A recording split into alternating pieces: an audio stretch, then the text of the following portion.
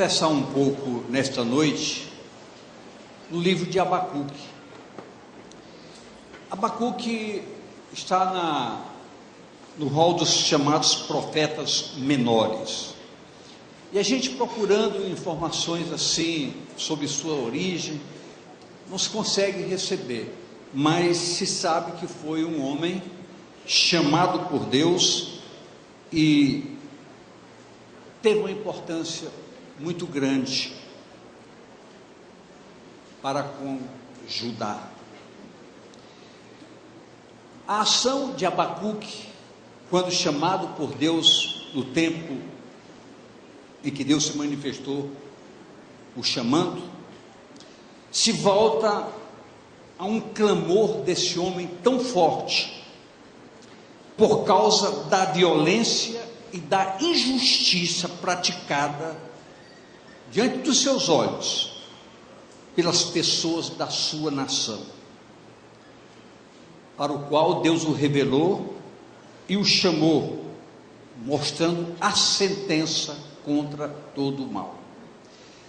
Analisando esse começo dos fundamentos proféticos para os quais Abacuque foi chamado, nós podemos nos transportar para hoje e ver o caos em que o Brasil vive, em que o mundo vive, o descaso, o excesso de idolatria, uma prostituição desenfreada, e nós, cercados por tudo isso, tendo um compromisso como igreja para sermos luz no meio das trevas. Esse livro nos fala e nos ajuda de alguma maneira. Vejamos o que nos diz o capítulo 1, versos 3 e 4. Por que razão, isso é Abacuque conversando com o Senhor, por que razão me fazes ver a iniquidade e ver o vexame? Porque a destruição e a violência estão diante de mim. Há também quem suscite contenda e o litígio. Por esta causa, a lei se afrouxa e a sentença nunca sai, porque o ímpio cerca o justo e sai o juízo pervertido. Parece, apesar de tanto tempo atrás, parece uma visão muito clara dos dias em que nós vivemos. Não se confia mais em nada, não se tem certeza de nada, e a insegurança que nos cerca nos permite única e absoluta confiança por parte de um povo chamado Igreja do Senhor Jesus. Queridos, nunca foi tão forte e seguro para quem crê, para quem busca uma comunhão com Deus, nunca foi tão claro que só verdadeiramente Deus é a nossa única segurança, é a nossa única resposta, é a nossa única expectativa, é a nossa segurança, é o conforto que nos traz boas expectativas, apesar das afrontas que tentam nos amedrontar a cada dia. O perfil real do quadro que o profeta Abacuque contemplava era junto de uma sociedade qualificada como uma sociedade perversa, que fundamentada numa essência maior, chamada uma sociedade iníqua. O que era mais evidente aos olhos do profeta Abacuque, quando a gente medita, a gente vê isso claramente: injustiça, crueldade, desobediência, prostituição, tudo isso num foco maior chamado um povo idólatra.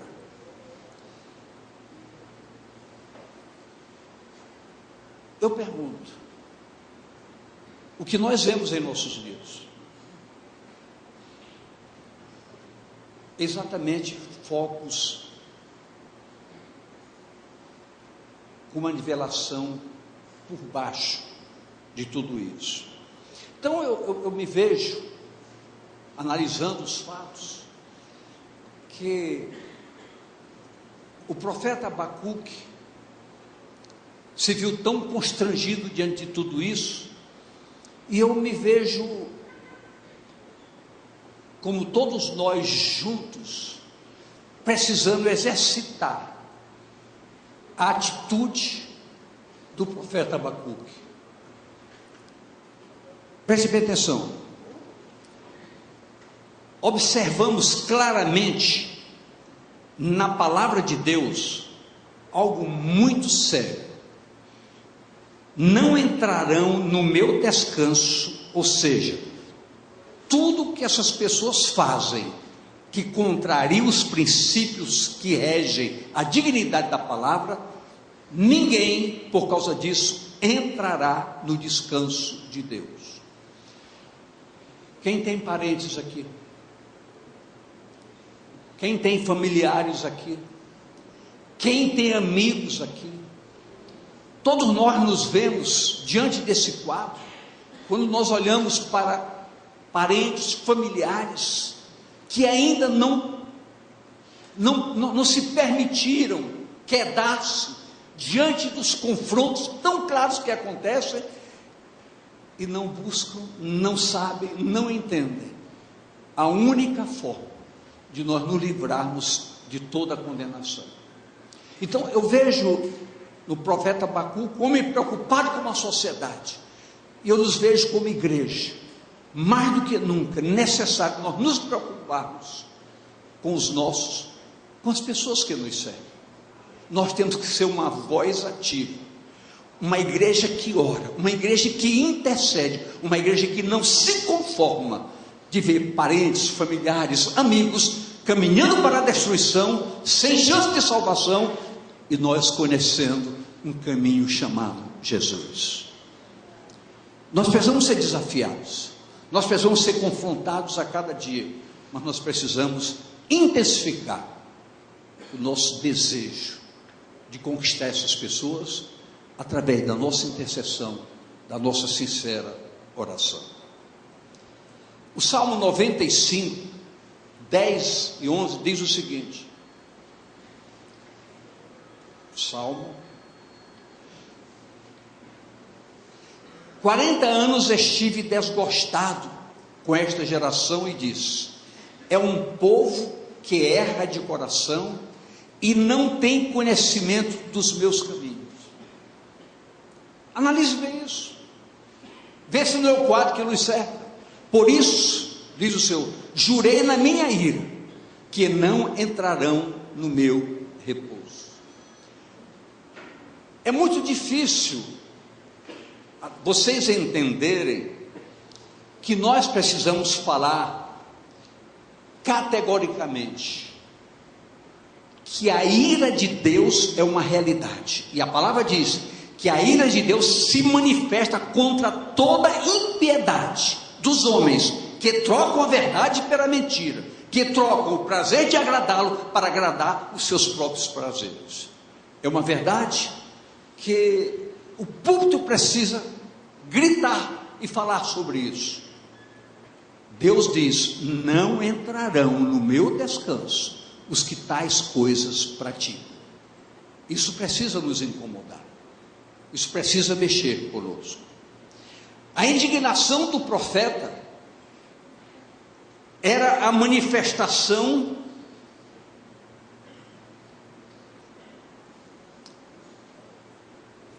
do que Deus estava se manifestando em punir o seu povo, até mesmo dando-lhe oportunidade. Há de se ressaltar que Deus é extremamente misericordioso. O que Deus é? Deus é misericordioso. E Deus é um Deus que dá oportunidade para todo mundo que queira. Daí o desabafo do profeta para com a ação de chamamento. que a sua oração pudesse ser atendida pelo Senhor. Tanto é que no capítulo 3, o último capítulo de Abacuque, são só 3 capítulos, ele diz: Senhor, na tua ira, lembra-te da tua misericórdia. E é preciso a gente entender isso de maneira muito forte. Nós temos que extrapolar os limites de pedidozinho, nós temos que ser intercessores. Intercessor vai além de uma simples oração, é um clamor aos céus: Senhor, tem misericórdia da nossa nação, tem misericórdia dos nossos, tem misericórdia da nossa família, tem misericórdia da nossa casa. Esse chamamento precisa agir mais profundamente na nossa mente e nos nossos corações. Nunca foi tão importante para uma igreja entender que ela precisa se quedar, ela precisa se jogar no chão em oração, prostrado, chorando, lamentando a desgraça que nos cerca, e o povo caminhando para o inferno, sorrindo e achando graça. Isso precisa mexer com nossos sentimentos.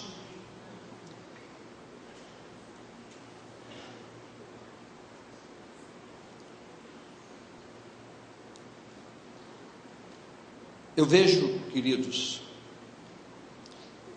que a igreja tem um dever radical de estar indignada com as coisas que nos cercam. Eu tenho certeza que no domingo próximo passado, muita gente vibrou com o resultado daquela sessão na Câmara dos Deputados. Quem se alegrou com o resultado aqui? Vamos ser sinceros, todos nós torcíamos por isso. Agora eu pergunto: quem se alegrou com a depravação daquela reunião? Você se alegrou com a depravação? Queridos, aquilo para nós é uma vergonha, um desrespeito. Sabe que eu me lembrei quando o Tiririca subiu ali, ele devia olhar para o Brasil: está vendo seus abestados? Porque, queridos, é zombar da gente, é zombar da nossa dignidade, é desrespeitar a sociedade brasileira. O Brasil precisa mudar, e só Deus pode mudar o Brasil. E a igreja tem forças para isso, porque a igreja em oração é uma força inigualável.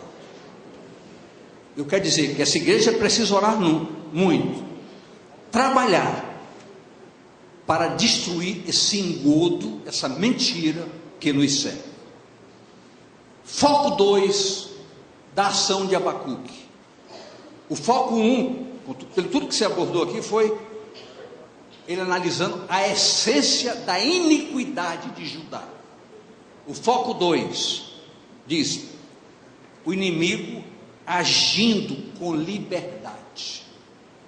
Queridos, o inimigo tem agido com plena liberdade ao nosso redor, com plena liberdade. Eu subo aqui hoje, não estava programado, mas lendo, pensando, eu estou subindo com muita responsabilidade, com contrição verdadeira, porque eu entendo como nunca, como o nosso clamor precisa arrancar nossas lágrimas com sinceridade, dizer: Senhor, tem misericórdia da nossa nação. Nós estamos vendo pessoas desempregadas, pais de famílias humilhados.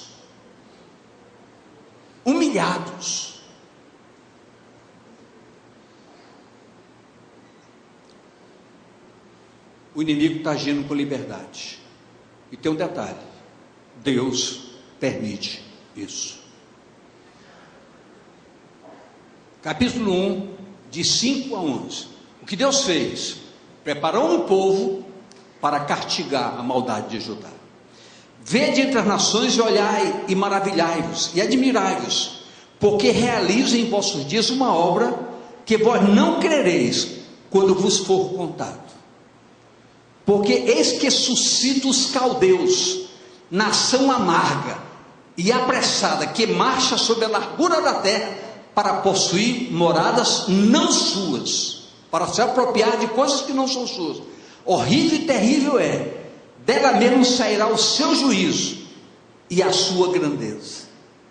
Os seus cavalos são mais ligeiros do que os leopardos, mais perspicazes do que o lobo da tarde. Os seus cavaleiros espalham-se por toda parte. Sim, os seus cavaleiros virão de longe, voarão como aves, como se apressam à comida. Eles todos virão com violência, o seu rosto buscará o oriente, eles congregarão os cativos como areia, e escarnecerão dos reis, dos príncipes farão zombarias, eles se rirão de todas as fortalezas, porque amontoando terra, as tomarão. Então passarão como um vento, e pisarão, e se farão culpados, atribuindo este poder ao seu Deus com letra minúscula. Queridos, nosso presidente é afrontado, nossos ministros são afrontados, o Supremo Tribunal é afrontado. Que mundo é esse? Que país é esse? Que sociedade é essa?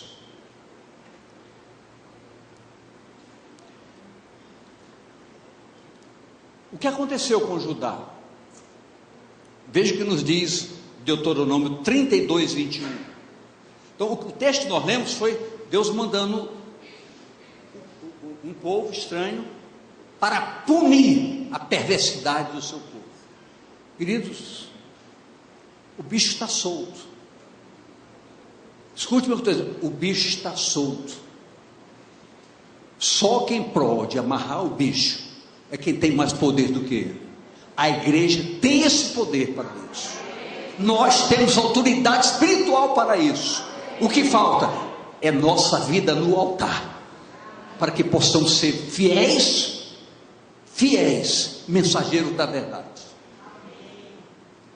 Às vezes me provocaram com aquilo que não é Deus, com as suas vaidades me provocaram a ira, portanto eu os provocarei a zelos como os que não são povo, com nação louca os despertarei a ira. São verdades que nós não podemos esconder. Esse culto precisa ser ocupado com coisas extraordinárias para edificar a igreja, animar a igreja. Tivemos aqui domingo momentos preciosos, amém por isso. Mas a verdade precisa ocupar espaço para nos prevenir e nos acordar e nos despertar enquanto é tempo. Quem está pelo menos tentando me entender? Ok. O que podemos esperar em decorrência do que estamos vendo? Precisamos pensar e agir. Nossas orações precisam ultrapassar o poder do inimigo. As nossas orações precisam ultrapassar o poder do inimigo. A igreja muitas vezes se esconde até com medo, porque nós temos visto aqui dentro pessoas, famílias que perderam o emprego, dentro da igreja, perderam o emprego. Não estamos fazendo isso que isso é pecado, não, são decorrência do que está acontecendo ao nosso redor, empresas falindo. E o Brasil é um país rico, é um país potencialmente rico, mas a ira de Deus impede que essas coisas fluam em benefícios para todos nós.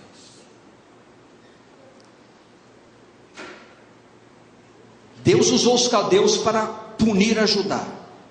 Agentes perniciosos agiam considerando o seu deusinho como senhor absoluto de uma sociedade. que desconheceu o Deus verdadeiro, que desconhece o Deus verdadeiro. E então acontece o que nós estamos presenciando. Tudo isso advém da legitimidade dada ao inimigo, chamado demônio, para agir livremente em vidas, zombando de todos nós. Igreja,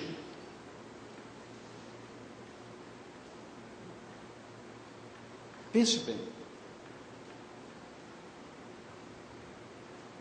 O que Deus espera de nós? Porque a igreja existe. Qual o projeto de Deus para uma igreja aqui na terra? Para que ela responda às suas expectativas. Mas muitas vezes nós estamos amedrontados, cheios de razões, nós estamos brigando por besteira, discutindo por besteira, e o mundo se acabando lá fora. Eu posso ouvir amém de vocês, queridos? Diga à pessoa do seu lado: acorde, Deus precisa de você. Foco 3. Diante de todo o quadro agora, Abacuque resolve interceder. Resolve o quê? Interceder.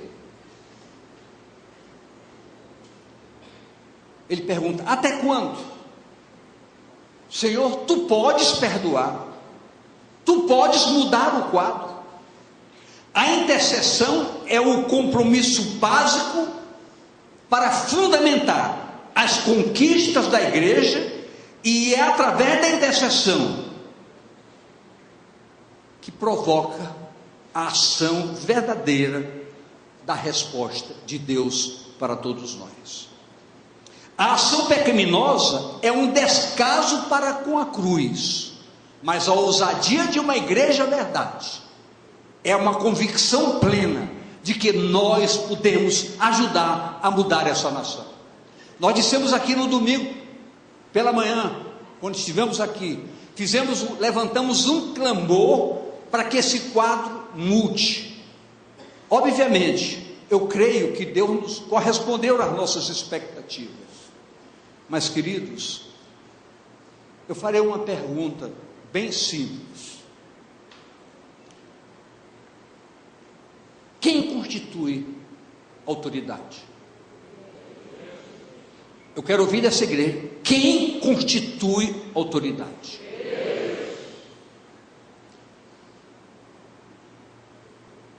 Tirando uma autoridade que está hoje, qual autoridade legitimamente ocupará o espaço? Não quero resposta, eu quero só que você pense. A obra que Deus tem que fazer no Brasil é muito maior do que nós possamos imaginar. É muito maior do que nós possamos imaginar.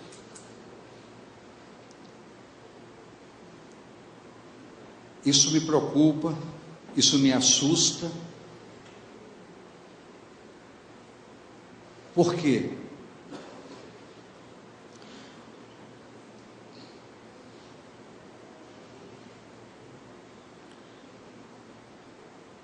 Eu quero medir cada palavra para ser coerente com a minha consciência.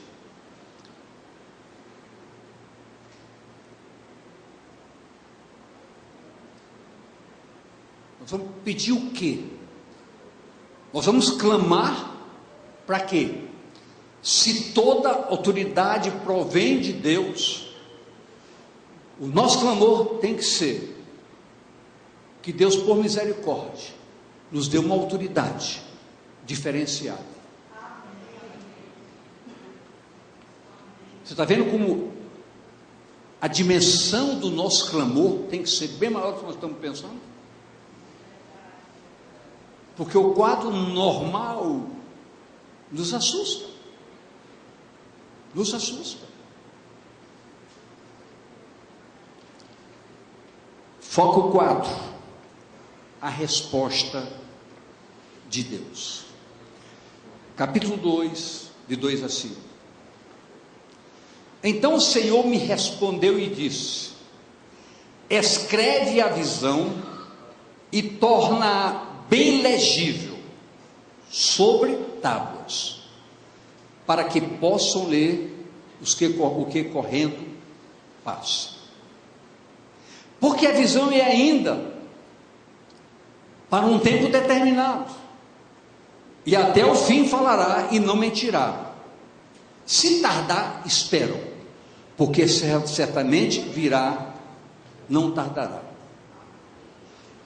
Eis que a sua alma se enche, não é reta nele, mas o justo, pela sua fé, viverá. Tanto mais que, por ser dado ao vinho é desleal, um homem soberbo, que não se contém, que alarga como o sepulcro o seu desejo, e com a morte, que não se farta, ajunta a si todas as nações e congrega a si todos os povos. Obviamente que não há simplicidade para a gente entender a dimensão textual que se manifesta para nós na palavra, mas há um foco livre para que nós possamos entender que a coisa é muito mais complexa que se possa imaginar. Mas no tempo de Deus, e na hora de Deus, e na escolha de Deus, as coisas podem acontecer. Como eu disse há pouco, não é simples a gente encarar essa situação para trazer ao púlpito desafios tão grandes. Mas eu corro todo o risco, espontaneamente, para desafiar essa igreja a uma postura mais diferenciada. Eu gostei muito, mas muito mesmo, quando o Juliano, o nome dele é o Juliano Som, ele ministrou no domingo pela manhã aqui, um texto muito bem amplo, mas em pouco tempo, mas disse uma coisa muito séria. Nós temos que pensar quem dirige nossas vidas. Porque ele falou sobre o senhorio do Senhor Jesus, usando o texto de Romanos 10, que diz: se com tua boca confessarem a Jesus como Senhor, e no teu coração creres, etc, etc, será salvo. O senhorio do Senhor em nossas vidas significa um gerenciamento absoluto, um aprofundamento de entendimento que vai nos levar a entender que gerenciar a vida é ter domínio sobre a plenitude da nossa vida. Como agimos, como pensamos, como nos comportamos, em todas as áreas. O aprofundamento é muito amplo. Destaca-se na postura do profeta, o qual pacientemente nos mostra como aguardar a resposta de Deus, pois sua resposta vem no seu tempo.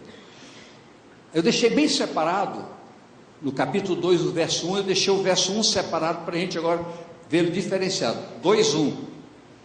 Sobre a minha guarda estarei, e sobre a fortaleza me apresentarei e vigiarei, para ver o que fala comigo e o que eu responderei quando eu for arguido. O que é que a igreja precisa falar com o Senhor? O que é que a igreja precisa buscar do Senhor?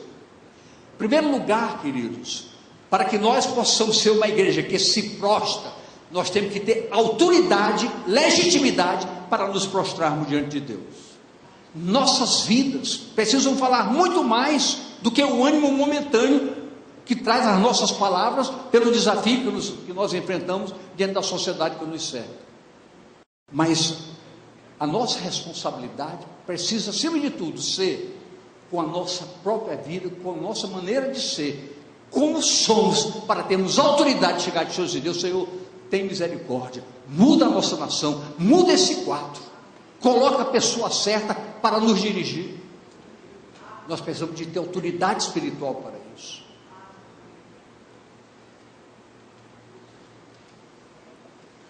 Nessa resposta, fica bem claro para todos nós, que ainda que pareça que as coisas demorem, eu e você vamos nos abraçar com o que o apóstolo Pedro nos mostrou numa sincera revelação. Acompanhe comigo.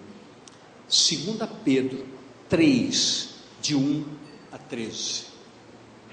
Amados, escrevo-vos agora esta segunda carta, em ambas as quais desperto com exortação, vos chamo a atenção para o vosso ânimo sincero, para que vos lembreis das palavras que primeiramente foram ditas pelos santos profetas, e do mandamento do Senhor e Salvador mediante os vossos apóstolos, sabendo primeiro isso, que nos últimos dias, os quais já estamos vivendo, virão escarnecedores, andando segundo as suas próprias concupiscências, e dizendo: onde está a promessa da vinda desse Deus? Porque desde que os pais dormiram, todas as coisas permanecem como desde o princípio da criação. Parece que a igreja vê isso, continua tudo a mesma coisa, eu vou continuar mentindo, eu vou continuar traindo, eu vou continuar, depois eu me arrependo.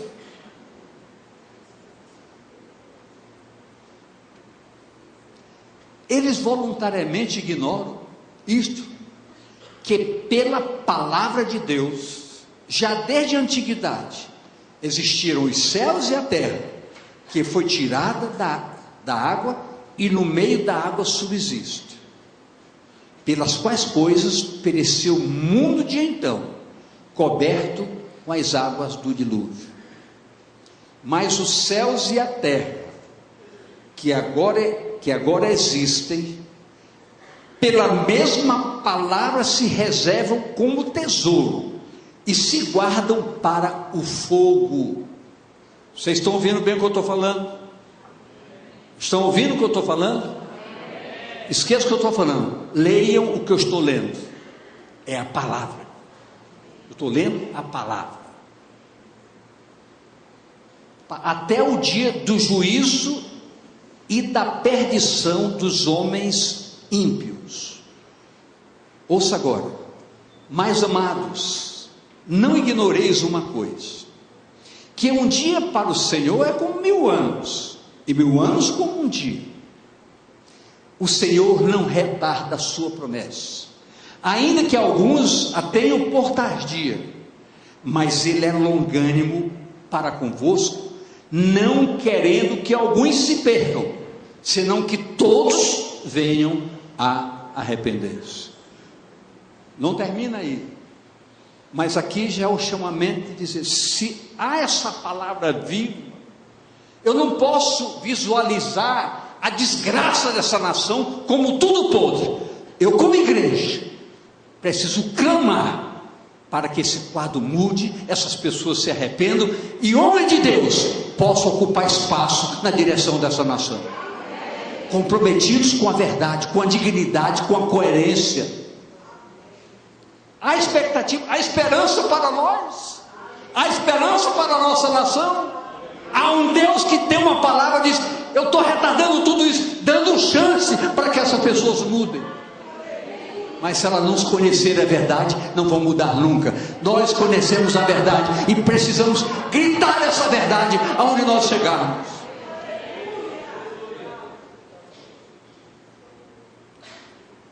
Mas o dia do Senhor virá como ladrão, de noite, no qual os céus passarão com grande estrondo, e os elementos ardendo se desfarão, e a terra e as obras que nela há se queimarão.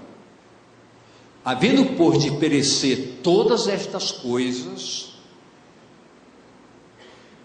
tudo que foi falado aqui hoje, de tudo isso, o mais importante é agora. Havendo, pois, de perecer todas essas coisas, que pessoas vos convém ser em santo trato e piedade? Pergunte à pessoa do seu lado, diante de tudo isso, que pessoa convém que você seja? Que tipo de pessoa convém que você seja? Eu tenho que perguntar para mim, que tipo de homem você precisa ser?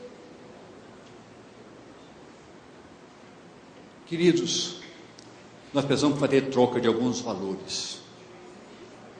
Nós precisamos trocar alguns valores. Verso 12: aguardando e apressando-vos para a vinda do dia de Deus, em que os céus em fogo se desfarão, e os elementos ardendo se fundirão. Escute agora. Mas nós, diga, mas eu, segundo a promessa, aguardo novo céu e nova terra, em que habita a justiça.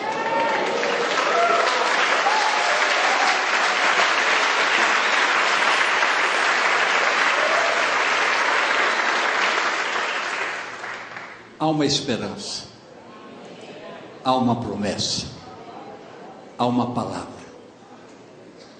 e a palavra é vida. Nós, como povo de Deus, todos nós, precisamos cada vez mais buscar o aperfeiçoamento dos santos, procurando adequar nossa vida, nossas vidas, plural, aos moldes do Evangelho, à simplicidade do Evangelho. Vivendo esse Evangelho, nós não precisamos falar, os nossos rastros mudarão a história. Onde chegarmos, onde estivermos, faremos diferença sem palavra, porque verão a glória de Deus em nossas vidas, e vai ver que nós seremos diferentes, nós somos diferentes, e Deus diz que Deus fará a diferença entre quem serve e quem não serve. Precisamos verdadeiramente viver debaixo do senhorio do Senhor Jesus, procurando sempre, em cada dia, em momentos oportunos, nos prostrarmos no altar da adoração.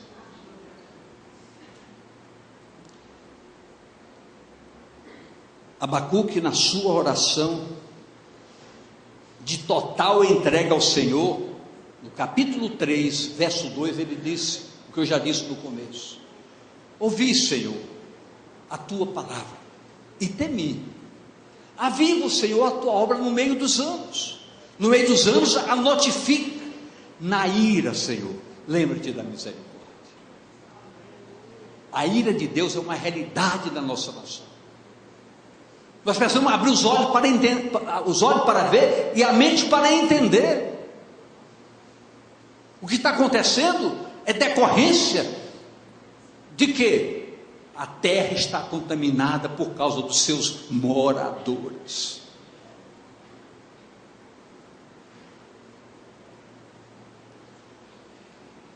Se nós prosseguíssemos no capítulo 3, nós íamos ver que Abacuque, diante de todo aquele quadro, ele olhou para ele mesmo e disse: Senhor, ainda que eu veja tudo negro, ainda que eu não consiga ver nada, nenhuma expectativa, eu farei menção do teu nome. Aí tem aquela oração que é um cântico bonito, do capítulo 3 de Abacuque, que quase todo mundo conhece. Ainda que a oliveira minta, ainda que o rebanho não reproduz, ainda que não haja leite, eu farei menção do Senhor.